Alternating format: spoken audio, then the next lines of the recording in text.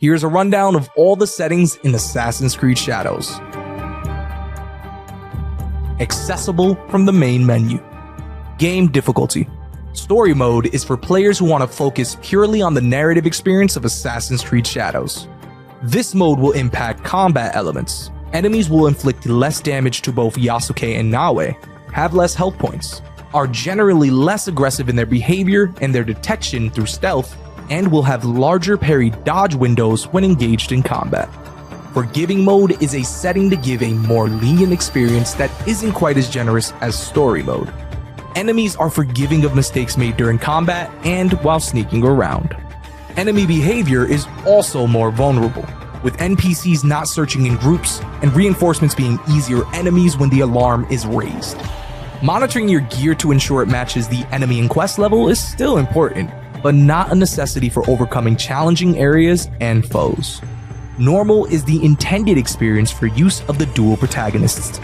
Naoe will need to play to her strengths, staying in the shadows, while Yasuke can take fights more head-on, but may still be overwhelmed if enemies are not eliminated quickly. This is the default setting for both combat and stealth, and serves as a baseline for the gameplay experience.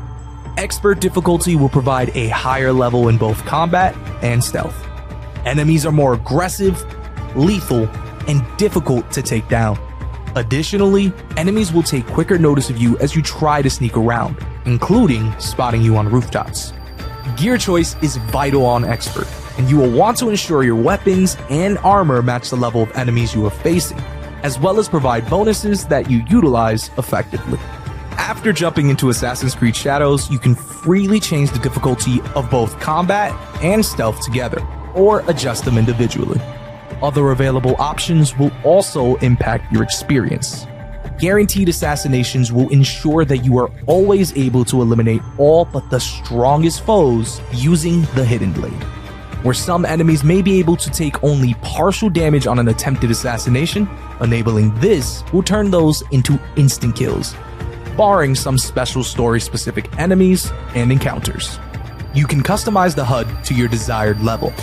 Various HUD elements can be toggled on or off, with multiple options for changing the opacity of individual elements or adjusting whether they can appear dynamically, are always on or always off.